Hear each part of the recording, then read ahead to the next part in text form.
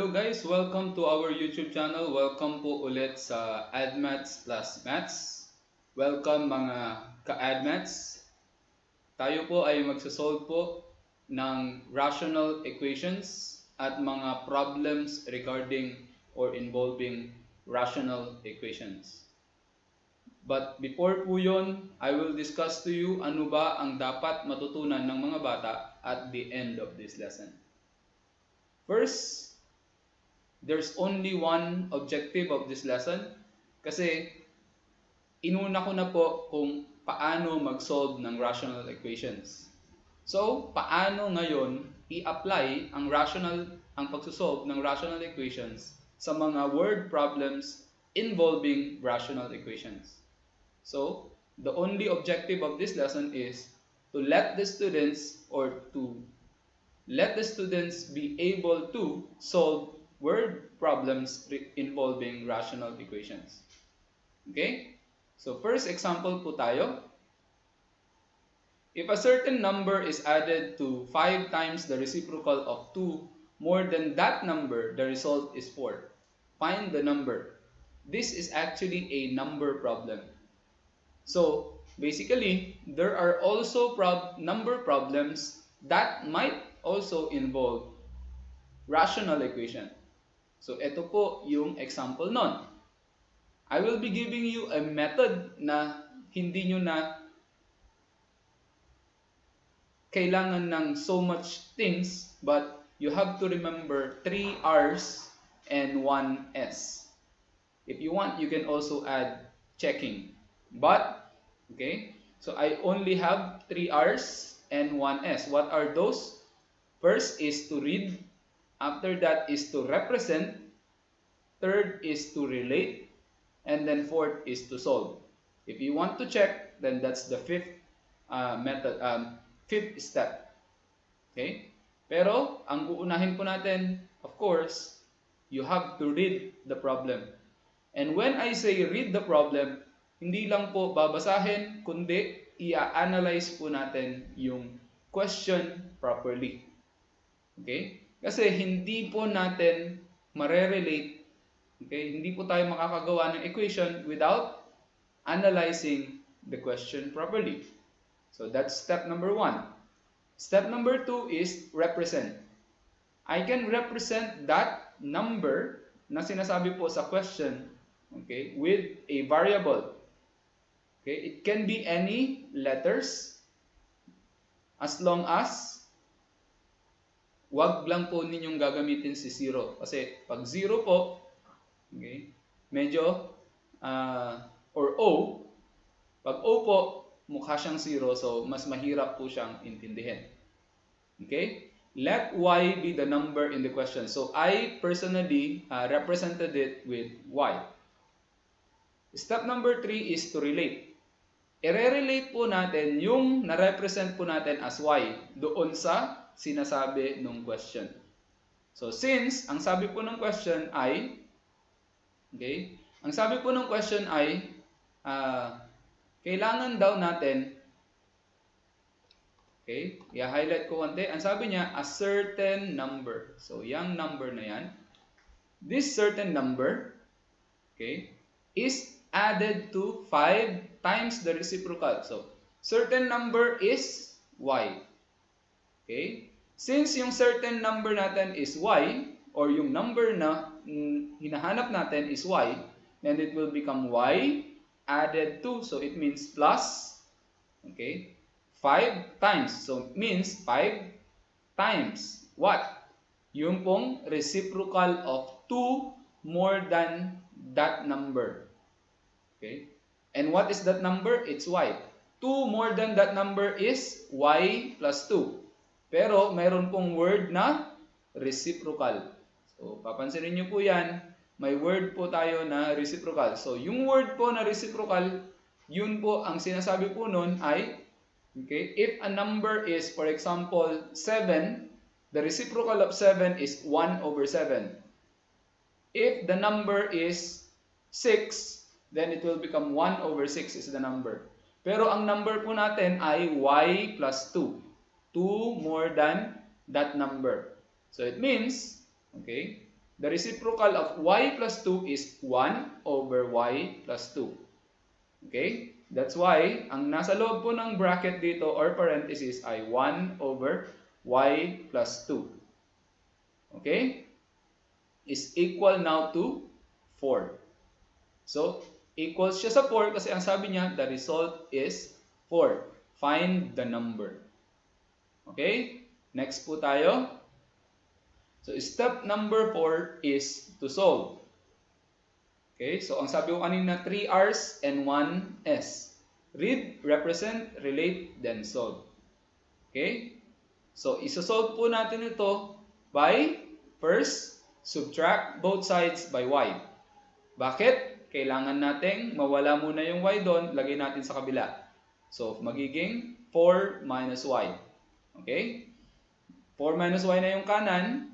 So, aalisin ko naman yung 5. I will divide both sides by 5. Kasi sabi niya, 5 times this number.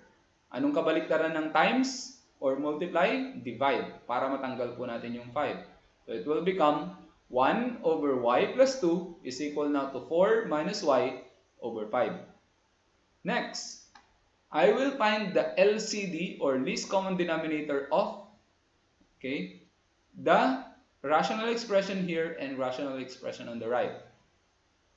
Okay, what is the LCD? It is 5 times y plus 2 and I need to multiply both sides by that number. Okay, then it will become this. Because y plus 2 divided by y plus 2 is 1 times 5 is equivalent to 5. That's why this becomes 5.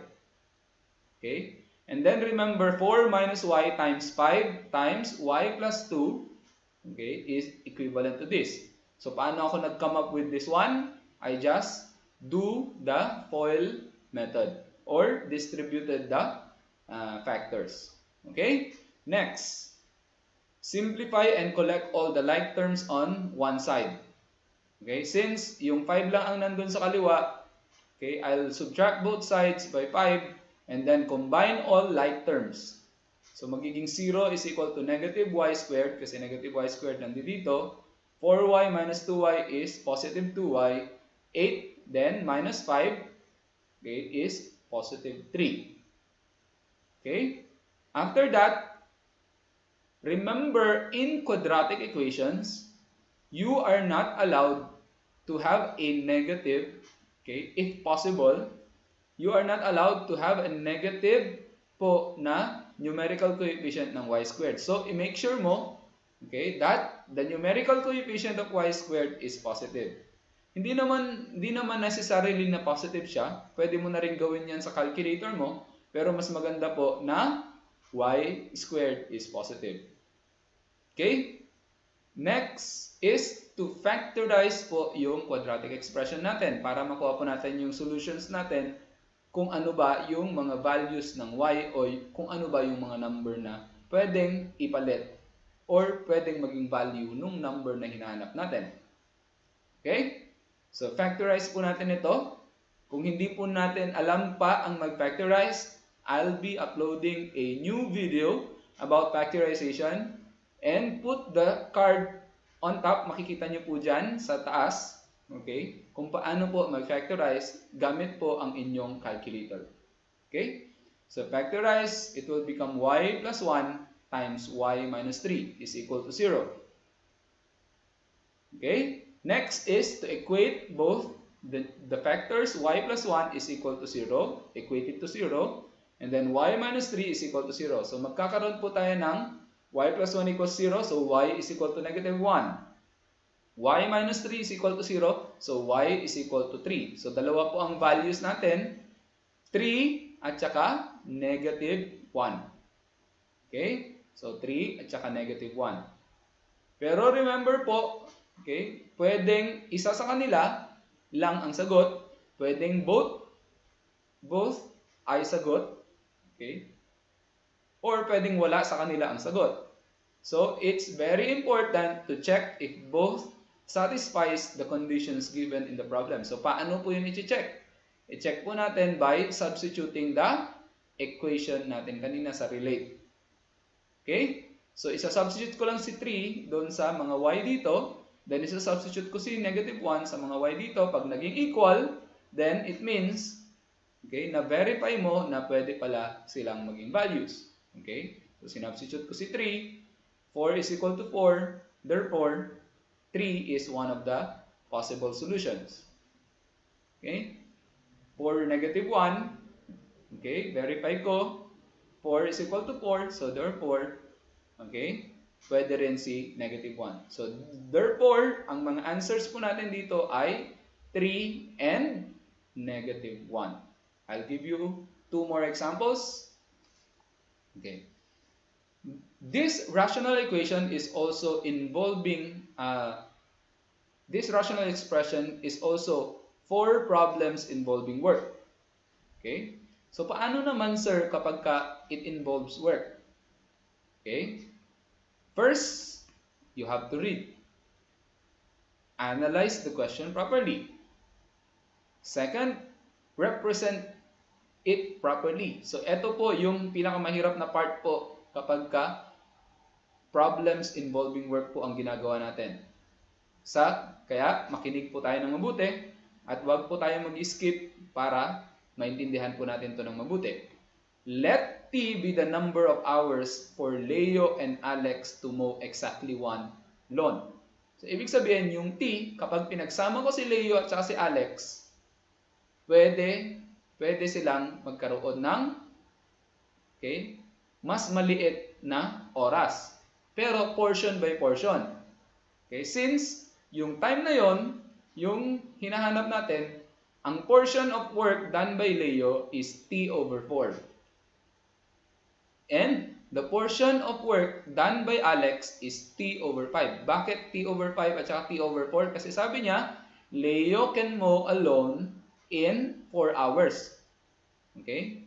So, the time over 4 will be the portion of work of Leo. Alex can mow the same lawn in 5 hours. So, the portion of work done by Alex is T over 5. So, ganun lang po kasimple. How long would it take both of them working together to mow the lawn? So, paano po yan gagawin? Since they are working only one work, okay, ang gagawin po natin, i-add po natin yung portion work done ni Leo at saka portion work done ni Alex equivalent to 1 work. So, yan po yung relate natin. So, T over 4 plus T over 5 is equal to 1. And after that, we can directly solve. So, T over 4 plus T over 5 is equal to 1. So, we can solve now. Add the two rational expressions on the left. So, T over 4 plus T over 5 equals to 1. So, paano ko yan i-add? Okay. Magiging 5T plus 4T over 20. One shortcut na paano ko nagawa yan is I cross multiply. T times 5 is 5T. T times 4 is 4T. 4 times 5 is 20. Okay? So, if you want to know more about that shortcut, I'll be doing another video about this one. Okay? So, 5 times T is 5T, 4 times T is 4T, then the denominator is 4 times 5 equals 20. Okay? 5 plus T plus 5T plus 4T is 9T over 20. Okay? Pero, what you can do is multiply both sides by, okay, 20. So, magiging 5T plus 4T is equal to 20. 5T plus 4T is equal to 90 equals 20. So, magiging T is equivalent to 20 over 9. Remember po, basic rules po natin sa algebra or sa numbers or arithmetic, hindi po tayo pwedeng magbigay ng improper fraction. So, this is one example of an improper fraction. So, what you need to do is to change it to mixed number. Okay? Or, you can change it to decimal.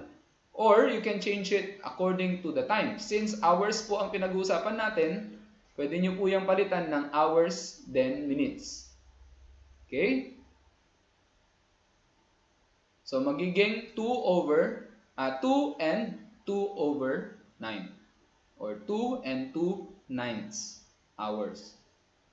Okay? So that's basically the answer for example number 2. Let's go and move on to example number 3. Okay. So another type of problems that is related to rational equation is or are problems involving motion. Okay, and remember motion, when we talk about motion, we are always talking about speed, distance, and time. Okay, so let's move on to the example. Read it first. Biker A bikes 15 kph faster than biker B. By the time it takes biker A to reach 80 kilometers, biker B has gone 50 kilometers. Find the speed of each biker. So, hindi po natin alam kung ano yung speed ni biker A. Hindi rin po natin alam yung speed ni biker B. Yun po ang hahanapin natin. Pero alam natin, at a certain time,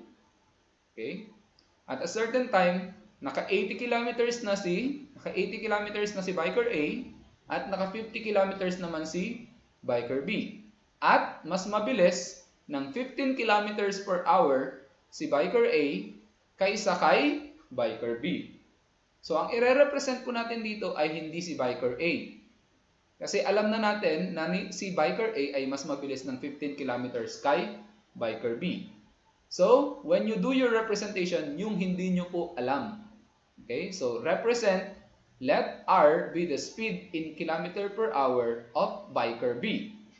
If the speed of biker B is R, then the speed of biker A is R plus 15. Bakit R plus 15? Kasi ang sabi niya, mas mabilis daw siya ng 15 kilometer doon kay biker B. Okay? Kaya R plus 15. Yung speed ni biker B, dagdagan mo ng 15, that will be the speed of biker A. Okay? Next. By the time it takes biker A to reach 80 km, biker B has gone 50 kilometers. Okay, so anong gagamitin natin dito? Gagamitin mo yung idea about the formula of speed. Okay? Recall that speed is equal to distance over time. Thus, time is equal to distance over speed. Bakit? Bakit ko to ginagawa? Bakit ko to gagawin? Kailangan gawin? Kasi alalahanin ninyo, parehas yung time nung na-reach ni biker A yung 80 kilometers at nung na-reach ni biker B yung 50 kilometers. So, parehas po yung time na yon. Pero hindi natin alam yung speed nila. Yun nga lang, na-represent na natin yung speed ni biker B ay R, yung speed ni biker A ay R plus 15.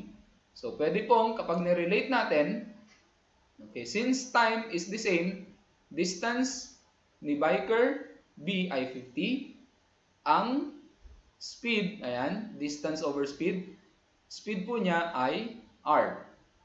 Okay, so 50 over R is equal now to 80, yung distance ni biker A, nung time na yon over R plus 15 yung kanyang speed. So, distance over speed. Okay, remember, time R or time of biker A and time of biker B are the same. Okay, next.